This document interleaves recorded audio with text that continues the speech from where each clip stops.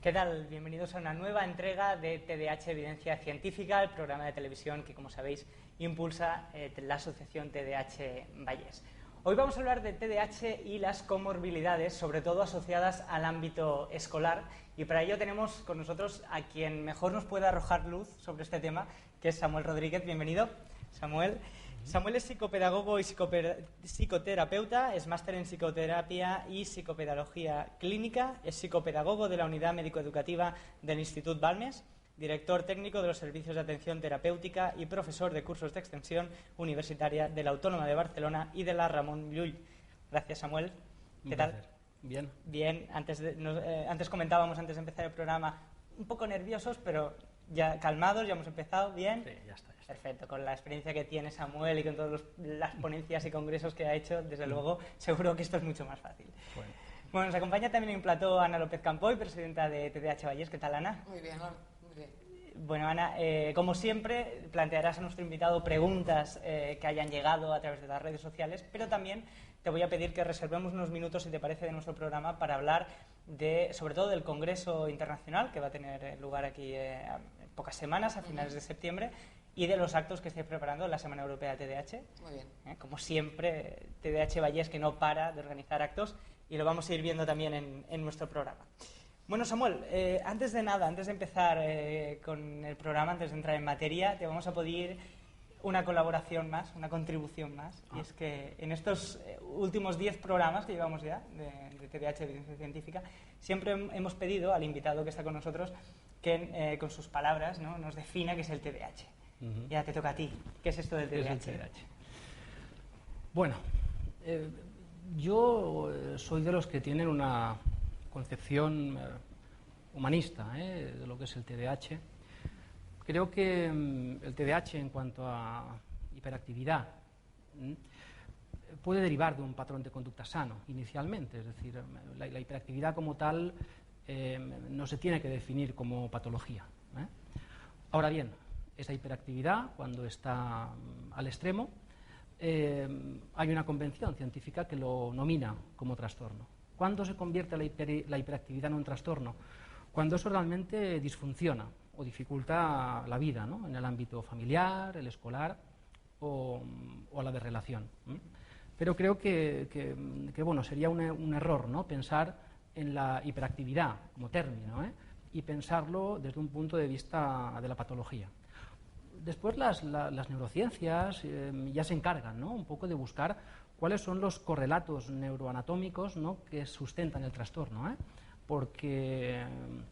pero considero que eso es justamente esta disciplina, la neurociencia, la que, bueno, se encarga más de establecer cuáles son esos mecanismos neuronales que de repente a esa hiperactividad normal la llevan a un estado de conflicto o de problema. Es ahí donde se convierte en patología. Correcto, y es ahí donde lo nominamos como trastorno por deficiencia de una hiperactividad o sin ella, en función de si se presentan conjuntamente o por separado. Perfecto, bueno, una concepción diferente, un punto de vista diferente de lo que hemos tenido habitualmente en nuestro programa. Aprovecho ya este primer capítulo de definiciones, ¿qué es la comorbilidad? Bueno, te la puedo decir desde dos puntos de vista. La comorbilidad, desde un punto de vista técnico, es la coexistencia, ¿no?, o convivencia de dos trastornos diferentes o más en un mismo sujeto. Luego hay condiciones de comorbilidad, que luego hablaremos de ellas, ¿no? Por lo tanto, desde el punto de vista técnico, la comorbilidad sería esta. Desde el punto de vista escolar, desde el punto de vista de la dialéctica, ¿no?, que existe entre los compañeros habituales, ¿no?, que trabajamos en educación, ese niño es hiperactivo, pero yo en mi vida he trabajado con muchos hiperactivos y a este chico le pasa algo más. Eso es la comorbilidad. ¿Qué de más le pasa a este chico? Bueno, imagino que a medida que vayamos hablando hoy, bueno, saldrá la cuestión de que realmente el TDAH como forma pura y aislada es el que en menor prevalencia se presenta, ¿no? Es decir, que el otro día, por ejemplo, estaba leyendo el protocolo de actuación en escuela que ha sacado ahora el Departamento de Enseñamiento, que lo presentan la semana que viene, creo. Y realmente ese protocolo no habla de comorbilidad. Entonces ahí, desde persona que convive con estos chicos y desde la experiencia, ¿no?, que me da el pensar que realmente el TDAH de manera aislada es la forma menos prevalente, quizá dentro de la virtud que es esta guía, porque es una guía para maestros y profesores, y creo que es un acierto, ¿no?, en la línea que se ha hecho. Desde mi punto de vista, la comorbilidad no aparece reflejada en el documento, aunque sí que es cierto que el departamento también ha hecho otras guías, ¿no?, para el trastorno de la conducta, para el trastorno de espectro autista, pero son cuestiones como por separada. Aisladas, como hablamos. Y lo que defiende un poco en TDAH Vallès, que participo, ¿no?, en algunos de sus cursos, defiende justamente un curso valiente en cuanto a la comorbilidad. Y es la comorbilidad, o sea, el TDAH y sus comorbilidades. Porque pensar desde el punto de vista conceptual y práctico el TDAH de manera aislada, creo que es un error. Ese error muchas veces nos conduce o a un sobrediagnóstico del TDAH, o a un mal diagnóstico, o a un no diagnóstico diferencial, y bueno, cosas que supongo que las iremos hablando. Ana, si me dejas hacer una pequeña intervención un poco en la línea que explica Samuel. Decir que a los políticos le encanta dividir y vencerás. Realmente, cuando en la LEC, el artículo 82 de la LEC, es fruto del trabajo de una plataforma de asociaciones en las cuales estábamos representadas todas aquellas que tienen necesidades específicas: dislexia, discalculia, TAN, Asperger, autismo, Tourette. Todos nosotros fuimos parte de ese artículo. Cuando se ha tenido que hacer el desarrollo del reglamento, lo que ha optado el Departamento de Educación es por dividir y vencerás. Entonces, por eso, desde mi humilde punto de vista, se sacó la guía. Por un lado, la primera guía que salió fue la de dislexia, la segunda fue la de altas capacidades, y ahora ha salido la guía del TDAH. Pero en ninguna de ellas habla de esta comorbilidad que tú vas a explicarnos. Bien, pues dicho queda, te lo agradezco, Ana. Desde tu humilde posición, no me ha gustado eso, tú eres presidente de TDAH Vallès, y por tanto hay que tenerlo en cuenta, sin duda. Oye, Samuel, entonces hablabas ahora mismo que el TDAH de forma aislada es el que menos prevalencia puede tener. Entonces entiendo que un chico, un psiquiatra, puede realizar un diagnóstico múltiple a un individuo, vamos a suponer un chico, un estudiante. ¿Esto implica necesariamente que ese chico va a tener diversas patologías? El hecho de diagnosticar un diagnóstico múltiple. Bueno, yo creo que desde el punto de vista psiquiátrico, ¿no?, se establece, ¿no?, que en un sujeto están conviviendo diferentes patologías. Creo que la manera de afrontarlo es decir un sí. Están conviviendo diferentes patologías en un mismo sujeto. La cuestión es darle una entidad propia a cada una de ellas, para que ninguna de ellas deje de ser tratada. El peligro que hay cuando hablamos del TDAH es que todo lo que le sucede al chico se atribuye al TDAH. Y eso es un error. En algunas ocasiones es cierto. Si hablamos de porcentajes o de estadística, hay estudios que nos dicen que en un 15% eso es cierto. Pero bueno, todo lo que resta tiene que ver con condiciones comórbidas. Por lo tanto, desde el punto de vista de la comorbilidad, pueden convivir. Es más, en la revisión del Manual Estadístico de Trastornos Mentales de la APA, en su revisión, el número 5, que es de inminente aparición, ya se empieza a poner en juego la cuestión de la comorbilidad, y ya se abre la posibilidad de que pueda existir un diagnóstico comórbido, ¿no? Vamos a ver si te parece un caso práctico, ¿no?, para que nos entiendan desde casa gráficamente. El trastorno de ansiedad, por ejemplo. ¿Hay diferencias entre la población infantil, entre chicos que tienen además TDAH o no?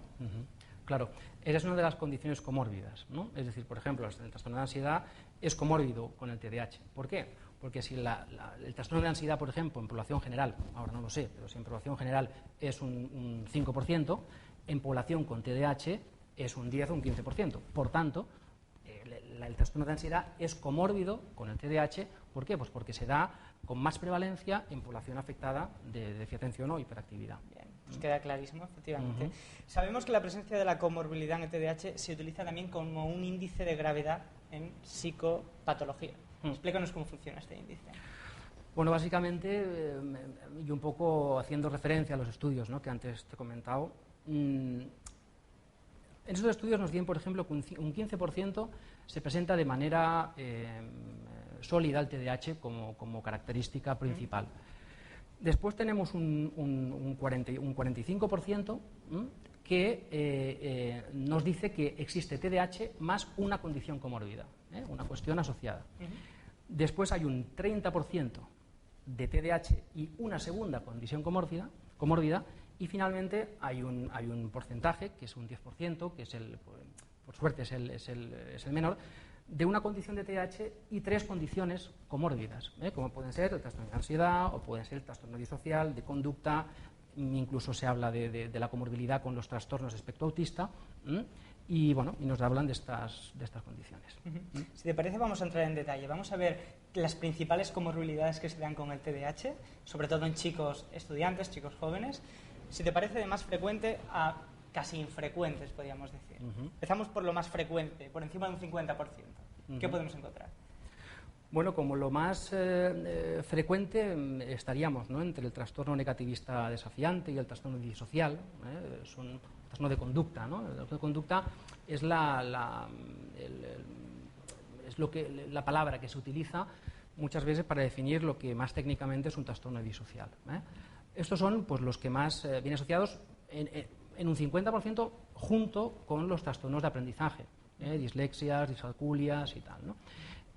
Luego quedan unos que son menos prevalentes, que son la comorbilidad coexistencia, ¿no?, del TDAH por una parte, con los trastornos de espectro autista, psicosis, ¿no?, y estas cuestiones que, por suerte, aunque son las más complejas, ¿no?, junto con el trastorno disocial, ¿no?, también, por suerte, son las menos prevalentes.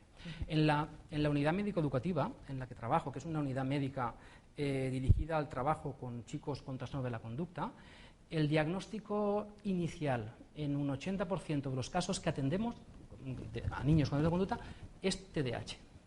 Si miramos la historia clínica, en un 80 o 90% estos chicos, antes de desarrollar un trastorno de conducta o trastorno disocial, han pasado previamente por un diagnóstico de TDAH. Por tanto, ¿y qué patologías o qué comorbilidades, mejor dicho, más infrecuentes, pero que también se pueden dar en algún caso, podemos encontrar?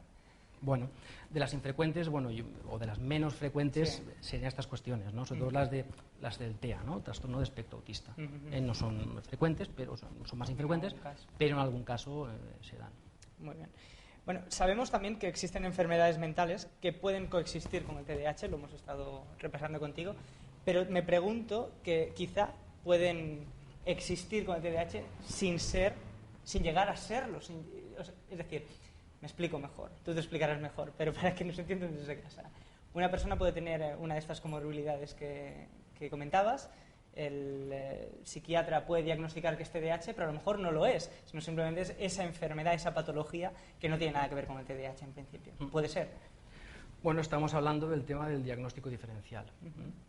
Los estudios que hay al respecto, y mi propia experiencia, muchas veces me dicen, ¿no?, que en alguna ocasión el TDAH enmascara, ¿no?, otras patologías, ¿no?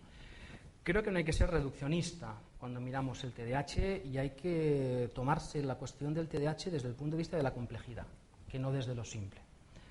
Digo complejidad porque, aunque la desatención y la hiperactividad puede estar presente en el TDAH, no son cuestiones exclusivamente propias. ¿Qué significa? Que desatención e hiperactividad pueden estar también presentes en el marco de otras patologías psiquiátricas. Entonces, claro, ver en un sujeto conducta desatenta o conducta hiperactiva y rápidamente codificarlo y nominarlo como TDAH podría inducir al error. ¿Por qué? Porque la hiperactividad y la desatención, aunque está presente en el marco del TDAH, no le es exclusivamente propia. Si hablamos, por ejemplo, de la cuestión fundamental en el TDAH, que es una disfunción ejecutiva, claro, la disfunción ejecutiva aparece en el TDAH, sí, efectivamente, aparece en el TDAH, pero no le es exclusivamente propia. Aparece también en el marco de otras patologías, psicosis, autismo o trastorno de personalidad. De hecho, el Tratado de Psiquiatría del DSM-4 lo que nos dice es que no existe ninguna categoría diagnóstica a nivel de trastorno mental por la cual haya que excluir al TDAH. Y esto es una línea de trabajo que ocupa, ¿no?, a las personas que codifican y que hacen el DSM, pero creo que es una manera de pensarlo que nos asegura atender a cada una de las cuestiones que hay presentes. Por tanto, en un mismo sujeto pueden convivir en esas dos cuestiones. La comorbilidad rompe la idea clásica de diagnóstico piramidal. en el cual un poco es lo que tú decías, ¿no? Que vamos a ir descartando. Exacto, que arriba, por ejemplo, ponemos una cuestión de la psicosis, ¿no? O del autismo, y vemos que la desatención o la hiperactividad es como consecuencia de este diagnóstico principal. Entonces yo creo que la comorbilidad rompe esta cuestión de diagnóstico piramidal y lo que hace es un diagnóstico más en paralelo. Seguramente, si el sujeto reúne condiciones para diagnóstico psicótico, hay que diagnosticarlo por una parte, y si por otra parte vemos clínica desatenta o hiperactiva, hay que codificarlo de manera paralela. ¿Para qué? Pues para dar atención a los dos trastornos que conviven en el mismo sujeto. Y es un error, sería un error tanto codificarlo solo desde un polo como desde otro. Lo que pasa que también entiendo que esto en la comunidad profesional tiene adeptos y también tiene pues personas que también no están demasiado de acuerdo con esta manera de pensarlo, ¿no? Pero la comorbilidad en relación a lo que estamos hablando es eso. Bien, si te parece vamos a ver qué podemos hacer en el ámbito escolar cuando tenemos a un chico con TDAH y con alguna de las comorbilidades. Si te parece, pues te voy a ir planteando algunos posibles casos y desde tu experiencia nos dices a ver qué podíamos hacer. Yo creo que esto nos va a servir de mucha ayuda tanto para padres que nos estén viendo en casa como profesores también que sabemos que nos ven y que además nos hablan por Twitter y nos siguen tanto por las redes sociales como directamente en nuestro programa. Por ejemplo, cuando un chico es susceptible o fácilmente molestado por otros, ¿qué podemos hacer? Bueno, hay muchos chicos que son susceptibles, ¿no? Vamos a dar por supuesto que este chico tiene TDAH, está diagnosticado por TDAH y además puede tener alguna otra comorbilidad. Bueno, en principio deberíamos un poco pensar, ¿no?, en el caso por caso, ¿no? En el caso que me comentas, un chico que es fácilmente molestado por otros, tendríamos que pensar de entrada el por qué, ¿no?, o interrogarnos, ¿no? Yo creo que siempre en los casos hay que aproximarse a los casos desde una destitución, desde una cuestión del no saber. Porque si me acerco a los casos, ¿no?, desde la completud, por ejemplo, ahora que me has dicho que tiene TDAH, si yo me acerco a este caso solo desde la completud del TDAH, tengo, pues eso, ¿no?, si lo hacemos en términos estadísticos, pues tengo como un 80%, ¿no?, de posibilidades de que algo se me escape, porque sé que viene en conjunto. Ante este caso, primero deberíamos ver el porqué de esta susceptibilidad. Es decir, por ejemplo, hay diferentes patologías que es verdad que provocan cierta fragilidad psíquica en el sujeto y que los hace más vulnerables, ¿no?, al otro. Pero tendríamos que identificar qué patología está coexistiendo con este chico que lo hace frágil. ¿Cuál puede ser? Pues bueno, ahí puede haber desde un trastorno de personalidad hasta un Asperger, por ejemplo, que son, o trastorno de espectro autista, que son personas como sujetos muy sensibles, ¿no?, a la presencia del otro, a la mirada del otro, y creo que en ese momento hay chicos, por ejemplo, que pueden ser diagnosticados, ¿no?, como TDAHs con predominio desatento, porque tienen una clínica, ¿no?, quizá no tan presente como la hiperactiva, tienen una clínica más de ensoñación, más de estar un poco como en sus cosas, pero justamente cuando hablamos de un TDAH predominio desatento, también a veces lo que podemos codificar como eso puede estar enmascarando que realmente hay una cuestión de un Asperger por ahí también. ¿Por qué? Porque necesitan más esta distancia del otro, ¿no?, esta lectura de la relación social se les hace compleja, y si no diagnosticamos que acompañado a ese niño desatento hay una cuestión de Asperger, va a ser un problema. Va a ser un problema porque realmente el niño Asperger, la intervención educativa requiere unas condiciones diferenciadas del niño con TDAH predominio desatento. Por tanto, aquí pones de relieve de nuevo que cada caso es totalmente personalizado y habría que estudiarlo de manera personalizada, casi. Correcto, casi no, personalizada. Bueno, otro caso, por ejemplo, un chico que discute excesivamente con adultos o que no cumple nunca las órdenes. La mayoría de niños no cumplen las órdenes porque los niños son así, son rebeldes de por sí, pero llevado al extremo, podríamos estar delante de qué tipo de niño, ¿no?, de qué tipo de comorbilidad. Bueno, desde el punto de vista normal, podemos estar hablando de un niño muy determinado, que tiene las cosas claras en la vida y que cuestiona al adulto, con personalidad. Por tanto, eso los vamos a sacar del trastorno. Desde el punto de vista patológico, aunque es verdad que desde el punto de vista educativo pues será un incordio seguramente. Pero si realmente esta cuestión, ¿no?, de incordiar a los demás o de tener un negativismo, ¿no?, muy fuerte a la demanda del adulto, ahí podemos empezar a hablar de que quizá acompañando a ese TDAH o a esa movilidad o a esa desatención, depende de cómo esté codificado el TDAH, puede estar acompañando un proceso negativista desafiante, ¿no? O un trastorno negativista desafiante. Si miramos, por ejemplo, el continuum, vemos que a veces, ¿no?, en la primera infancia empiezan a aparecer, ¿no?, cuestiones de movilidad, hiperactividad, que con el curso del tiempo se codifican como trastorno, como con TDAH. Y luego en una época de la vida empiezan a aparecer lo que tú dices, ¿no?, esta cuestión, esta resistencia al otro, esta resistencia a la demanda, y de repente aparece ese negativista desafiante. Pero hemos recibido un diagnóstico en la infancia de TDAH, pero este negativismo desafiante no es propio de un TDAH. Un TDAH es un niño con dificultades de autorregulación conductual a nivel de la movilidad, a nivel de la atención, pero no necesariamente va a tener un carácter negativista. Si esto empieza a aparecer, tenemos que empezar a pensar que junto a este TDAH está conviviendo seguramente un trastorno negativista desafiante. Y, vuelvo a repetir, no tratamos igual a un niño con TDAH que a un niño con trastorno negativista desafiante. Si lo ponemos en el continuum, tenemos que chicos que tienen esta historia de TDAH y trastorno negativista desafiante comórbido, si no son bien tratados de alguna manera o diagnosticados a tiempo, de repente tanto la escuela como la familia se convierte en condición de riesgo. ¿Por qué? Porque no están entendiendo lo que está sucediendo. Entonces, ¿qué pasa? Que esta condición comórbida de TDAH con trastorno desafiante en el tiempo puede acabar derivando en un trastorno de conducta o un trastorno disocial. Y ahí tenemos un conflicto. ¿Qué pasa? Que yo me encuentro mucho en el ámbito educativo a muchos profesores, ¿no?, que dicen, este chico no es hiperactivo. ¿Por qué? Porque tiene una cara que se lo pisa, porque tiene una jeta que tal, porque todo le da igual, porque no tiene empatía con el otro. A lo que yo le digo, bueno, no voy a entrar demasiado en lo que tú ves que tiene o no en relación al TDAH, pero me preocupa esto que dices de que no tenga empatía con el otro, de que todo el tiempo esté cuestionando de las normas, de que sea agresivo, de que realmente pueda incluso hacer algunos robos en clase. Si eso sucede, eso no es por el TDAH. Si esta condición está pasando, seguramente es porque se está gestando o puede estar en ciernes un trastorno de la conducta o trastorno disocial. Y esto es diametralmente opuesto a la cuestión del TDAH, aunque sí que es verdad que lo podemos situar en un continuum si no se hace un buen acompañamiento. Bien. ¿Eres usuario de Facebook y Twitter? ¿O pasas de redes? Muy poco, soy muy poco. Bueno, pues te animo a que nos sigas en Facebook. Bien. El perfil del niño incomprendido, ya lo conocéis, lo decimos aquí en cada programa, niño incomprendido, el perfil de TDAH Vallés, muy seguido en Facebook, y en Twitter también TDAH Vallés. Lo digo, no te creas que lo digo porque estoy intentando saber algo de ti, no. Lo digo más que nada porque nos llegan muchísimas preguntas para plantear a los invitados que tenemos en el programa a través de las redes sociales. Y Ana, como decíamos antes, está aquí también para plantearnos alguna de estas preguntas. Pues sí.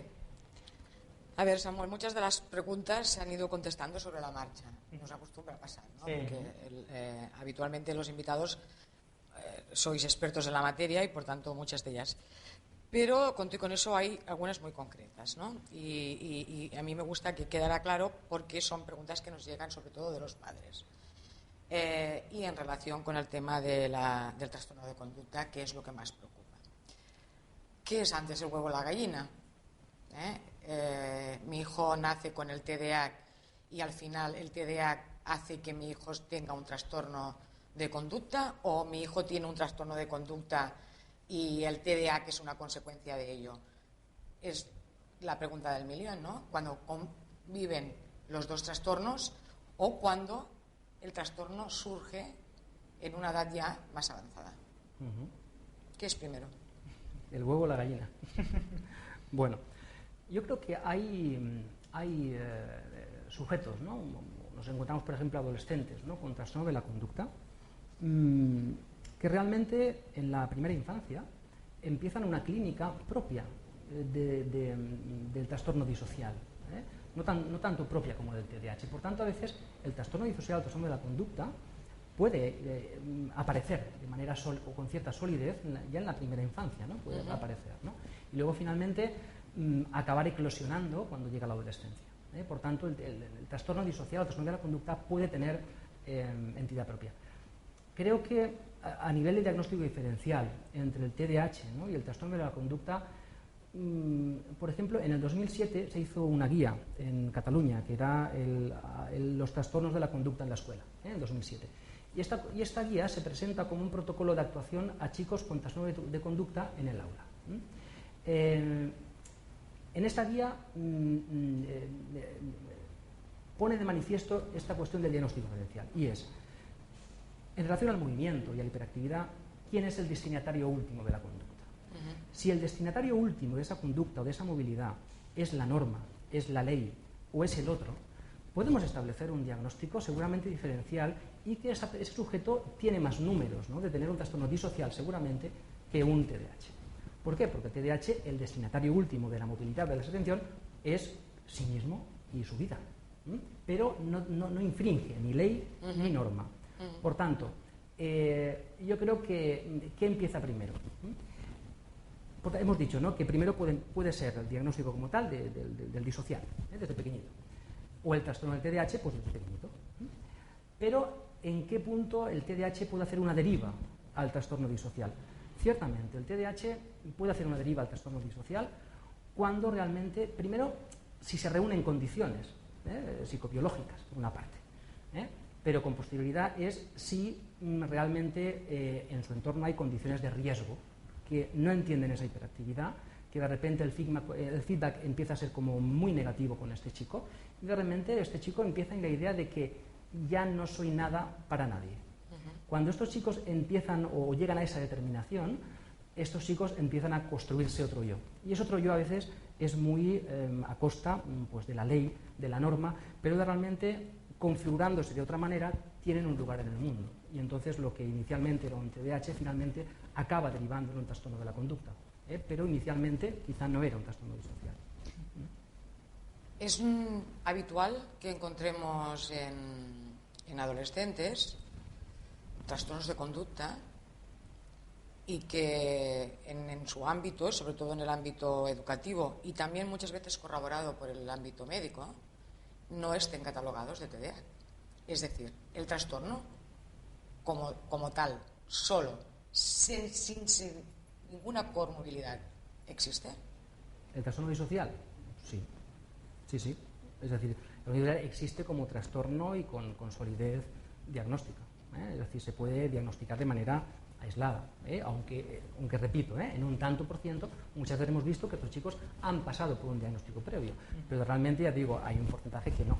Por tanto, el trastorno disocial se puede diagnosticar de manera aislada. ¿Y es posible que el trastorno se esté desarrollando o ya sea evidente en un niño de 4 o 5 años? Bueno, podemos tener indicadores. Podemos tener algunos indicadores, ¿no? Con 4 o 5 años es complejo hacer un diagnóstico. También es verdad que desde el punto de vista de los trastornos mentales, ¿no? Vemos que los trastornos mentales y los sustratos neurobiológicos no son estancos, ¿no? Es decir, ahí realmente aquí no empieza el disocial, aquí no empieza, es complejo. Pero en la edad de 4 o 5 años yo me encuentro, por ejemplo, en la escuela, que empezamos a ver comportamientos que van del lado más de la cuestión de la ley, de la falta de empatía, ¿no? Con el mal que pueden infligir a otros chicos, de la agresividad, del negativismo, y eso no es propio de un TDAH. Es decir, podemos pensar que ese chico es un TDAH, pero esta sintomatología de la que estamos hablando, aunque pueda estar presente en un niño con TDAH, no es TDAH. Y ahí podemos empezar a tener esos indicadores. Y la gestión debería empezar a ser diferente. Y una última pregunta. ¿El entorno influye en que ese trastorno, si es que existe y ya es intrínseco a la persona, se desarrolle o no? Sí, bueno, aquí hablamos con la cuestión de la vulnerabilidad. Yo creo que sí, ¿no? Es decir, todos somos vulnerables a padecer algún tipo de trastorno o no. Por ejemplo, Robert Milon, un poco cuando habla de los trastornos de personalidad, ¿no? Los pone en un continuum, ¿no? Es decir, yo, por ejemplo, si me gusto mucho cuando hablo, ¿no? Y tengo mi autoestima como muy elevada, pues bueno, seré seguramente pues, un tipo de persona, pero no necesariamente tengo que tener una patología. Ahora bien, si eso me lo llevo al polo extremo, seguramente me podrían decir que tengo un trastorno de personalidad narcisista. Entonces creo que hay un continuo. ¿Cuál era la pregunta? Pues ya no me acuerdo, Samuel. Bueno, pero seguro que está bien respondida, bien contestada. Bueno, gracias Ana, Samuel. Vamos a hacer un pequeño corte publicitario, vamos a descansar un momentito y volvemos enseguida aquí hablando con Samuel y con Ana. Hasta ahora.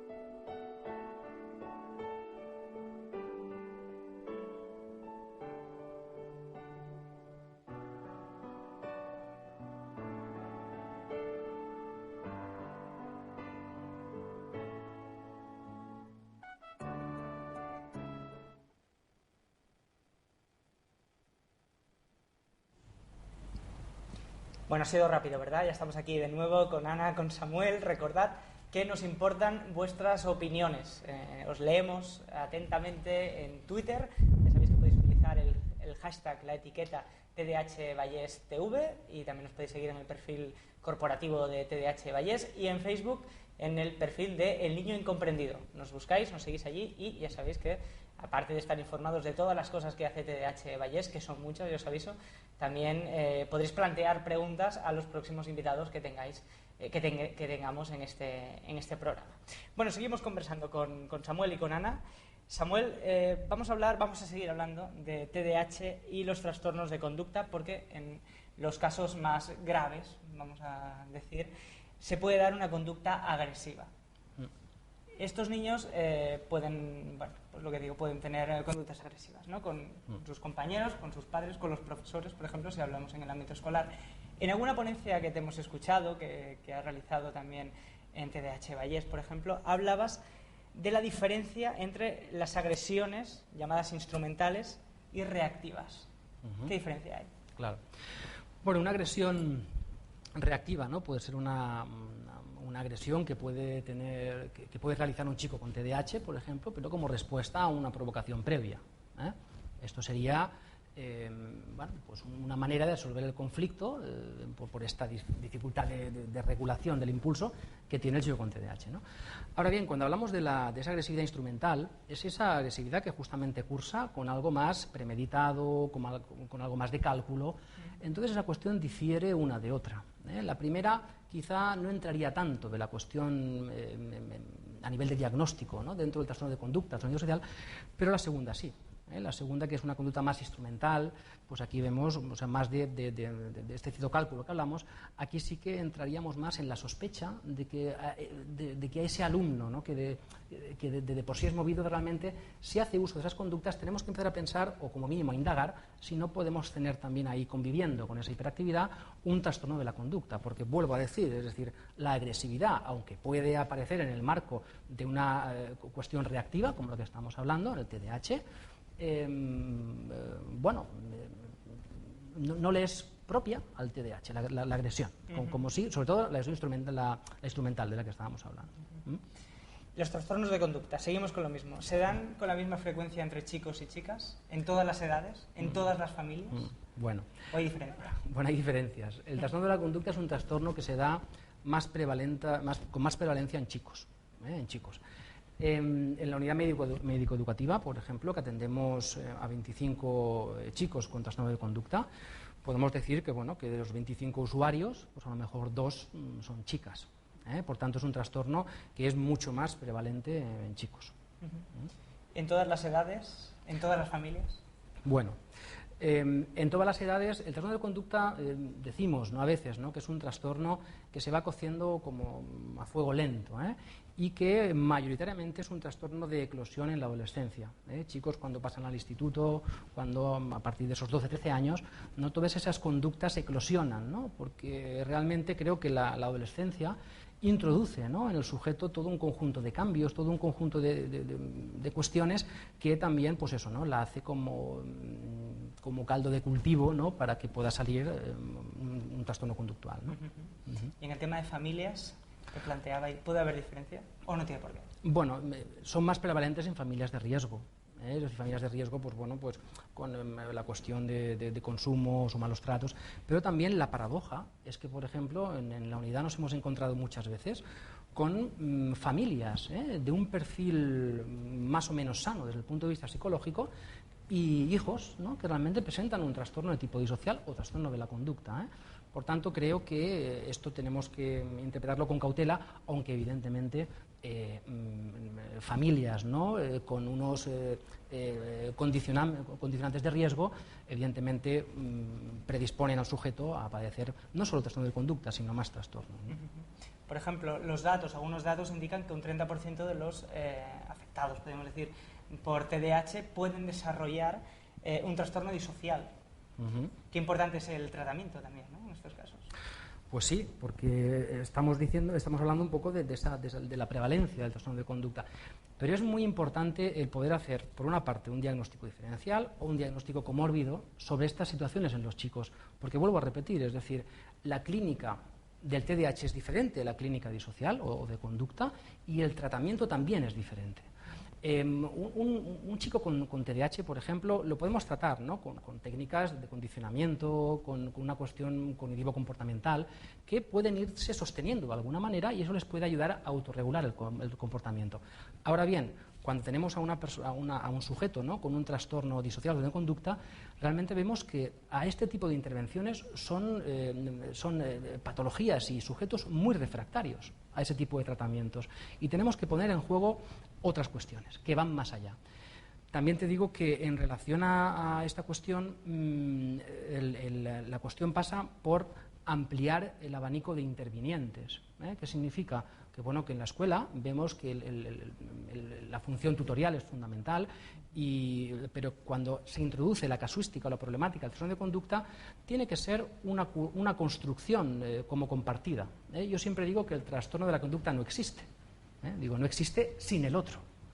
Porque también te digo que nos hemos encontrado, por ejemplo, con chicos con trastorno de conducta disocial que de repente, con aquella clase, con el profesor José Luis, no hay niño. Y está perfectamente, y puede acabar una clase. Sin embargo, con la de plástica, con la de francés, con la de inglés, con la de mates, ahí saltan chispas, hasta el punto que no pueden ni asistir a sus clases. ¿Qué pasa? ¿Que de repente el trastorno deja de existir? No, el trastorno de conducta, el trastorno disocial, por eso digo que nunca es sin el otro, porque ahí hay unas condiciones que se generan de vínculo y de lazo que tienen que ser tenidas en cuenta. Y el tratamiento tiene que ser desde ahí, desde el vínculo y desde el lazo. Por tanto, es importantísimo, es fundamental, me atrevería a decir, que el profesor entienda bien lo que es el TDAH y entienda bien el trastorno que pueda tener asociado ese niño. Exacto. Pasa que ahí no todos los profesores, lo entienden o Correcto. aceptan que ese niño pueda tener esto. Claro, porque tiene que ver con lo siguiente, ¿no? Siempre se apela, por ejemplo, a la falta de formación del profesorado, ¿no? Y se apela un poco, y yo creo que el tema de que emerjan las guías es para informar, ¿no?, al profesorado. Creo que el profesorado se informa. Yo, por ejemplo, en Blanquerna o en el propio TEDx Vallés, ¿no?, hacemos cursos y podemos hablar de cientos de alumnos que están formados en esta cuestión. Cientos. O miles, incluso. ¿Vale? Pero ¿qué me encuentro? Que incluso algunos alumnos que se forman en el curso, luego de repente van a la escuela porque son maestros y saben del trastorno. Pero, ¿qué mueve a cada profesor este trastorno? Y como tú dices, ¿no? Es decir, nadie está libre de que de repente yo tengo una tolerancia a la movilidad de mi alumno 4 y aquel compañero amigo tenga tolerancia 1. Si tengo una tolerancia 4, yo puedo permitir que ese chico se mueva. Pero si mi compañero tiene una tolerancia 1, aunque sea un máster en TDAH, a la mínima que se mueva, y aunque él sepa que no tiene que penalizar a ese chico por el movimiento, lo va a penalizar. ¿Por qué? Porque es una cuestión subjetiva del que tiene delante. Por tanto, creo que es muy importante la formación del profesorado, es cierto, pero también yo apelaría a la cuestión más humanista o a la cuestión de sujeto del profesor.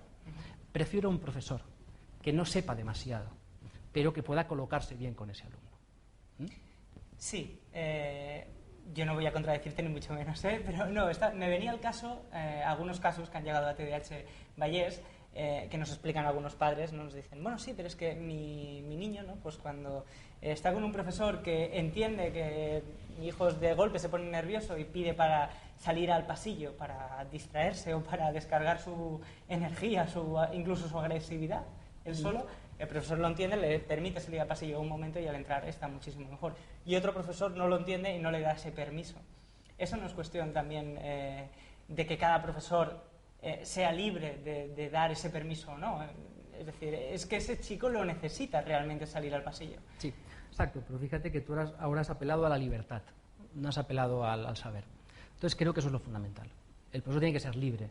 Desde el saber, todos los profesores saben, porque están en las guías, porque se dice, ¿no?, que ese chico necesita salir del aula, del aula, lo saben. Pero ¿por qué un profesor deja salir a un chico o no lo deja salir? Pues, por ejemplo, en relación a cómo se sitúa él a la ley, en relación a la norma, en relación a que ese profesor siente que si sale ese alumno no está controlando su clase, que si sale ese alumno no le está haciendo un favor, pero eso es desde la autoconcepción que él tiene, desde lo que es educar, desde lo que es ser maestro y desde lo que es ser persona. Entonces, claro, te diré que yo cuando llegué a la escuela me decían el profesor, oye, que tengo un chico que es hiperactivo y que me hacen estas cosas, ¿qué puedo hacer? Y yo le decía, pues no lo sé. Y entonces él decía, pues vaya psicólogo que nos ha entrado este año en el cole, ¿no? Pero luego también le decía, no lo sé, pero podemos pensarlo juntos. Y te diré que no utilizo la misma estrategia con ningún profesor, porque hay profesores que realmente no tengo que decirles casi nada en relación a cómo se tienen que colocar, es que les sale de ellos, es que lo hacen bien. Y hay otros, pues que si yo le digo A, van a hacer B. A lo mejor les tengo que decir B para que hagan A, pero también te digo que cada profesor me marca una manera o una estrategia diferente. Porque claro, yo no puedo aplicar la norma de un chico con TDAH. Bueno, pues hay que dejarle, pues eso, movimiento, hay que tal. Bueno, eso es la norma. Pero claro, ¿cómo yo tramito eso con un profesor que piensa que educar significa que el chico no se levante de la silla? Ese profesor no lo puedo cambiar. Entonces tendré que inventarme alguna estrategia, ¿vale?, para que ese profesor consienta el movimiento de ese niño. Y la estrategia es diferente con ese profesor. Claro. No, desde luego es entretenido. Sí, cuanto menos entretenido. Bueno, vamos a ver otro caso práctico, ¿vale?, porque son los que más nos gustan para acabar de entender bien todo este tema del TDAH y sobre todo las comorbilidades. Un chico que desde joven no encuentra sentido a su vida, que sufre con la imagen mortificada que tiene de él mismo, que poco a poco se convence de que no tiene capacidad para cumplir las expectativas que, por ejemplo, tienen de él sus padres o los profesores, los adultos que tienen su contexto. Ese chico va creciendo y no ha tenido ningún tratamiento e incluso no se ha diagnosticado absolutamente de nada. ¿Qué personalidad va a tener este chico cuando vaya creciendo, cuando ya sea un adulto? Claro. Bueno, los caminos que puede tomar son muchos, pero en el tema que nos ocupa, ¿no?, y desde el punto de vista de la comorbilidad, esta situación podemos pensar que es una situación que predispone a padecer un trastorno de la conducta, ¿no?, un trastorno disocial, ¿no? Porque son chicos, ¿no?, que tienen una concepción de la vida errante, en el sentido que erran siempre con cada cosa que hacen, ¿no? Nada en la vida les sale bien. En la escuela lo expulsan, ¿no? En algunas familias, en el extremo, también hemos visto que lo expulsan de casa, de alguna manera. Entonces, claro, nada o a todos los lugares donde miran son lugares del lado que tú decías de la mortificación, del lado del no ser para nadie. Cuando uno se ubica ahí pueden aparecer, ¿no?, pues conductas marginales, ¿no?, o grupos de riesgo que de repente aparecen ahí como sujetos, ¿no? De repente aparecen como que yo soy algo para alguien, yo soy algo para ese grupo.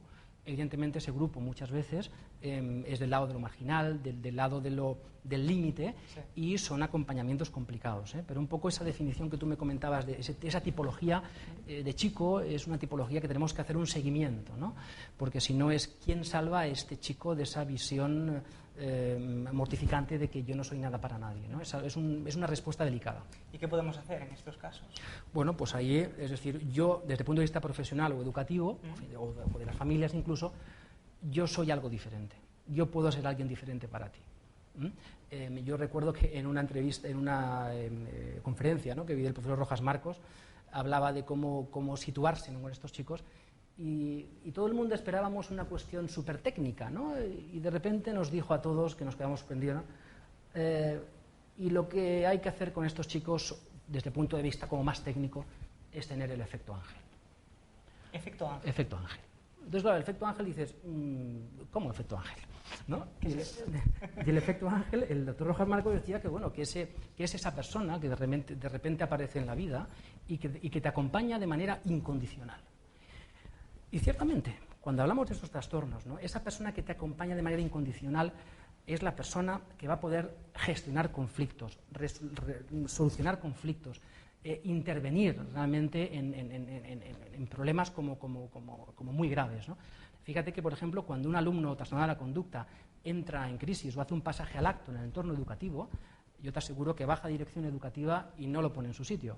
Te aseguro que en algunas ocasiones han venido Mossos, ¿no?, o policía a la escuela y tampoco han conseguido reducir a ese chico. ¿Quién reduce a ese chico? Pues básicamente al PEP, que el PEP es el profe de gimnasia, que le dice, oye Juan, ven aquí, ¿qué te pasa?, ¿no? Y de repente Juan delega en toda esta persona un saber sobre él y una acogida que ninguna otra persona le da. Por tanto, ¿qué podemos hacer?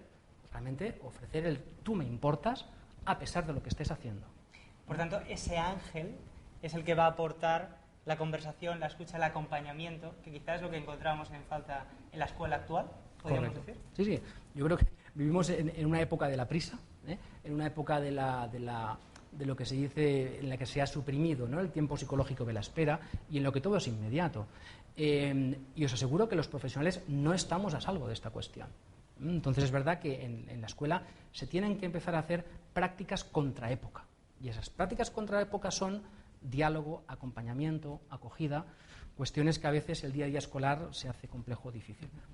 Un apunte breve. Sí, claro. Cuando yo llego a la escuela en la que trabajo y de repente trabajo también en institución ordinaria, ¿no?, y luego en otra en un centro específico, ¿no?, hay una dedicación de horas a hablar desde el punto de vista del claustro, de reuniones. Por ejemplo, en la escuela que trabajo hacen una reunión de coordinación. Se coordinan todos los coordinadores de ciclo una hora a la semana. Y hablan de preparación de fiestas, de organización del currículum, de tal, pero no hablan de casos. Problema.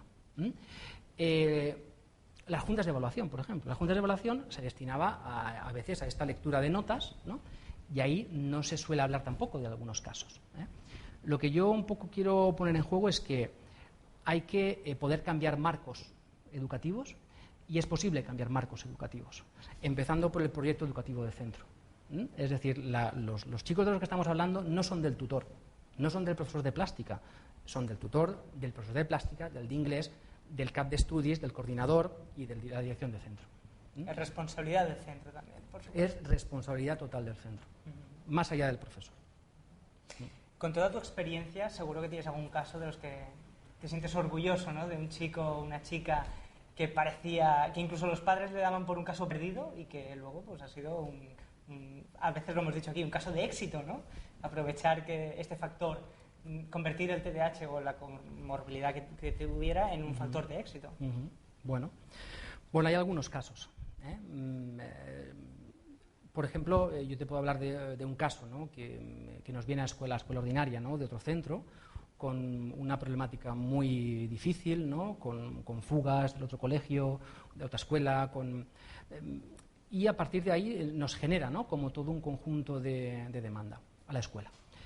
Cuando este alumno entra en la escuela, yo pienso, nosotros no vamos a ser mejor escuela de la que viene, volveremos a repetir exactamente lo mismo, ¿no? Es aquella cosa de que si quieres resultados diferentes no hagas siempre lo mismo.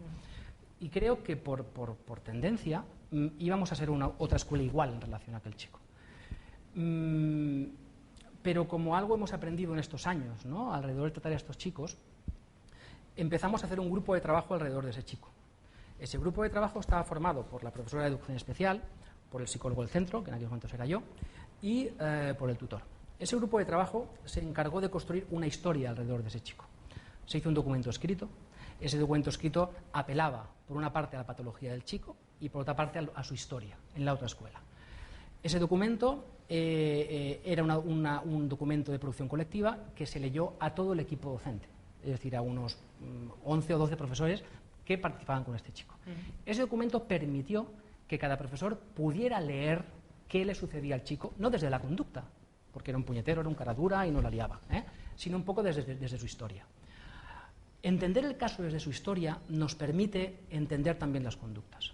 El trastorno de la conducta siempre pone en juego todo un tipo de conducta, pero nosotros tenemos que entenderlo como una conducta a descifrar. ¿Qué nos está queriendo decir este chico con esas conductas? En el caso que te comento, pudo haber un buen acompañamiento desde el punto de vista tutorial e institucional, y finalmente, pues bueno, este chico pudo cursar la ESO y luego hacer algún estudio posobligatorio. Pero realmente era un chico que venía muy determinado, con algún ingreso, incluso en la UCA, y vimos que él lo pudo sobrellevar bien. Y muy bien, perfecto. Pues nos alegramos por ese chico. Por ese caso. Hemos empezado, estamos ya a punto de acabar, hemos empezado pidiéndote definiciones de TDAH y comorbilidad, y yo quiero acabar con otra definición. Se oye mucho hablar de los planes educativos individualizados. ¿Qué es esto? ¿Qué es esto? Este es un instrumento que nos da la ley, que nos lo tenemos que creer. Mira, un plan individualizado de entrada en una escuela es una carga de producción para el profesor, porque le obliga a pensar al alumno de manera individual y le obliga a hacer una propuesta curricular diferenciada. El otro día, el CAP de estudios de mi escuela me dice: Samuel, tenemos un problema. Y yo le dije: bueno, ¿qué problema es? Me dice: he estado mirando las estadísticas y somos la escuela que más planes individualizados tiene en toda Cataluña, ¿no? Bueno, la que más no. Me dijo: estamos por encima de la media, pero en el polo tal, ¿no? Dice: y esto no puede ser. Vamos a tener un poco que repensar esto, porque claro, no puede ser que en una clase haya 8. 8, una clase. Entonces, yo desde mi especialidad pensaba, pero si esto es algo que nos tiene que dar justamente un lugar, ¿no? Es un orgullo, ¿no? Exacto, atendemos a la diversidad, ¿no? Y es una lucha, porque claro, el gestor educativo, claro, vive esta cuestión como que cómo van a ver todas estas programaciones a la vez, A ver, claro, planes individualizados, estamos hablando de que puede haber adaptaciones metodológicas solo, o adaptaciones del contenido, toda esa parte, ¿no? Pero realmente el plan individualizado se debe utilizar. El plan individualizado es el documento de evaluación marco para estos chicos. Los profesores muchas veces me dicen: oye, es que este chico no le voy a poner un notable porque tiene un plan individualizado. Y la cuestión es, en relación a su plan individualizado, ¿ha sacado un notable? Sí, esa es la nota que se debe poner. ¿Por qué? Porque la nota, la evaluación, es aquello que realmente hace igual a los demás, ¿no? Es decir, hacer planes individualizados, hacer programaciones alternativas sin que eso revierta en la evaluación del chico es un error. Porque yo me he encontrado muchas prácticas que hacen estas cuestiones y luego llegan y lo suspenden. Entonces, como que de nada, ¿no? Correcto. Pero bueno, es un instrumento que nos tenemos que creer, que nos tenemos que dotar y confiar y ponerlo en juego cada vez que podamos. Muy bien. Bueno, estamos ya llegando al final. Ana, estamos a las puertas de dos grandes eventos, podríamos decir. Por un lado, la Semana Europea del TDAH y el congreso que estáis preparando también en esas mismas fechas aquí en Bellaterra. Explícanos cómo van estas dos cosas. La verdad es que a día de hoy estamos muy contentos con la respuesta que hemos tenido. Samuel nos estaba definiendo perfectamente lo que pretendemos visualizar en este congreso. Samuel es un colaborador nuestro histórico y lo ha comentado a lo largo del programa, que nuestra filosofía como asociación no es hablar solamente de una patología, sino de todo aquello que está comórbido con el TDA o con la dislexia o con la discalculia o con cualquier otra cosa, y este es el objetivo del Congreso. El Congreso tiene una finalidad muy concreta: la visualización de las necesidades específicas de estas personas que están afectadas de estas dificultades, patologías o problemáticas. Por tanto, estamos muy contentos con